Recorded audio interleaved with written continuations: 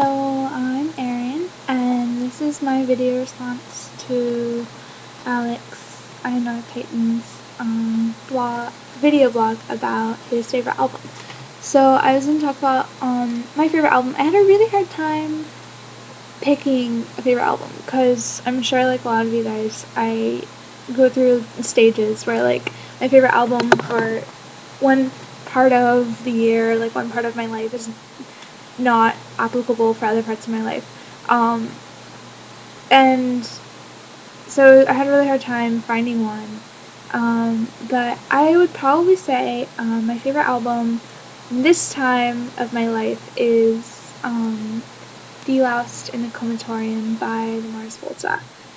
And it was put out in 2003. I'm not sure actually if it was their first album. I think they put out an EP before, but it was like their first album. That was the Mars Volta. So it's a concept album, which I love the concept of a concept album. I like the fact that all the songs are based on this short story that was written by the lyricist of the band, and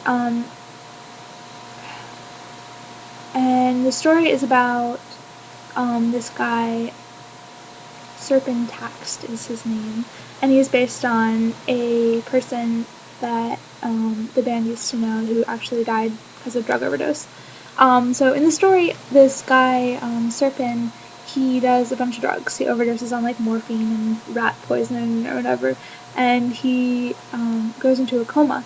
And so he's taken to the Comatorium, which is where the album name comes from.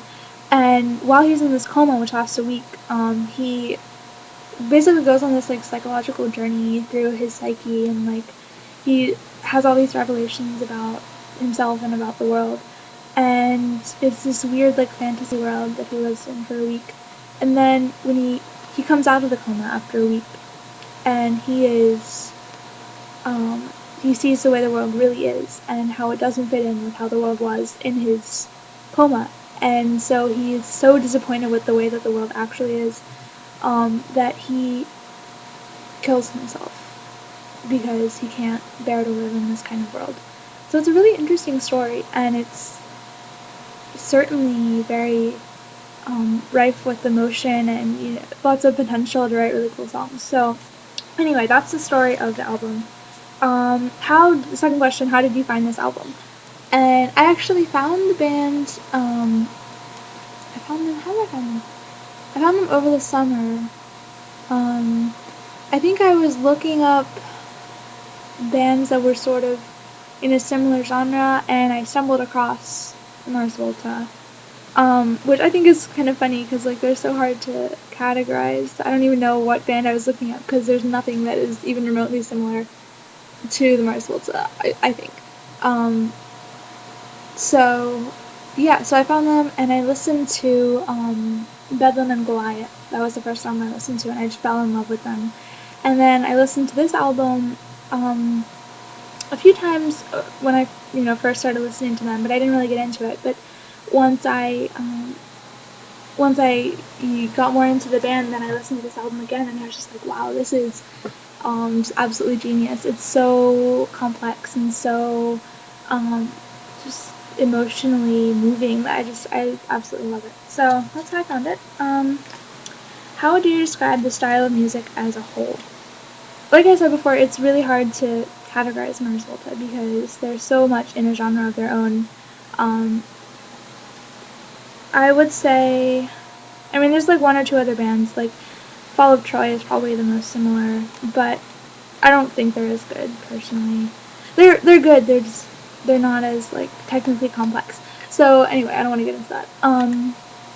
They have a lot of just really complex, either they have the basic rock band instruments like guitar, drum, and bass, but they have these so complex. The parts are just amazing, and they have like brass instruments, and they have like 8 or 9 people in the band. I think it changes with each album, but just a lot of really cool instrumentation that a lot of bands don't have. And another thing I really like about the style of their music, they do this a lot throughout their albums, they write things kind of in a movement, kind of like most bands do like verse, chorus, bridge, and that's their song structure. But they don't really.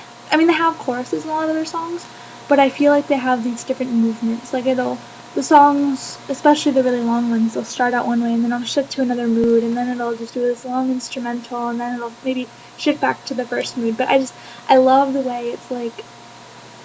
I've read several fans have compared them to various classical composers, and I can totally see that. Like, they're not Beethoven, they're not Mozart or whatever, but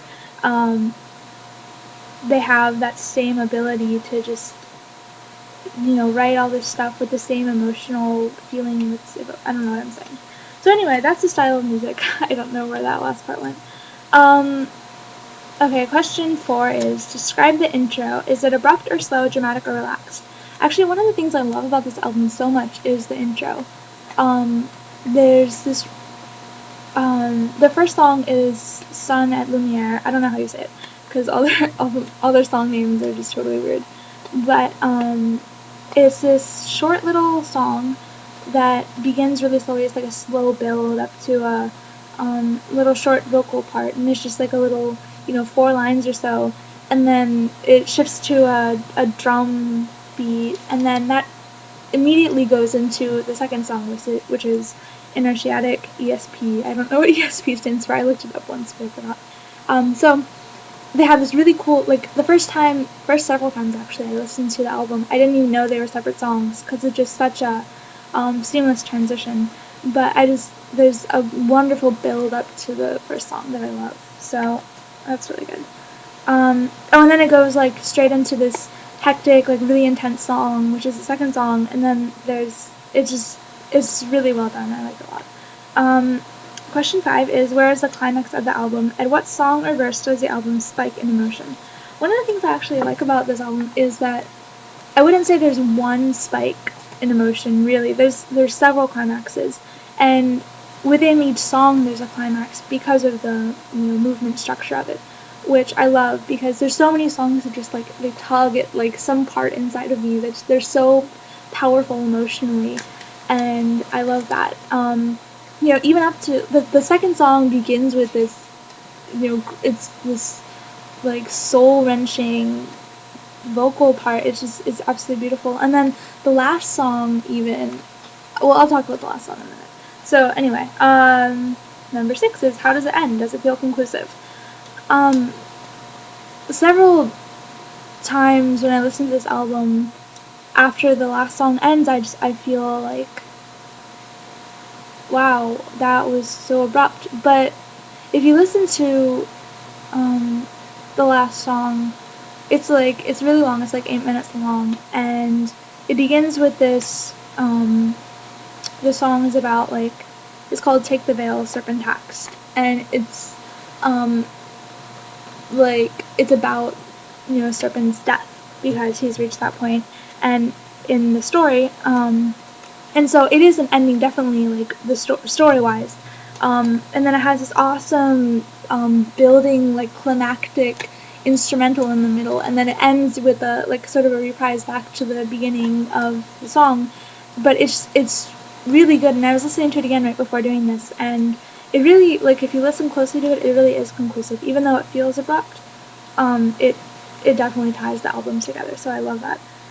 How does the album feel as an item as opposed to just a list of songs? Well, I talked about this earlier, it's a concept album, so obviously the story is related within the songs, but there's a lot of continued metaphors between the songs if you listen really closely to the words.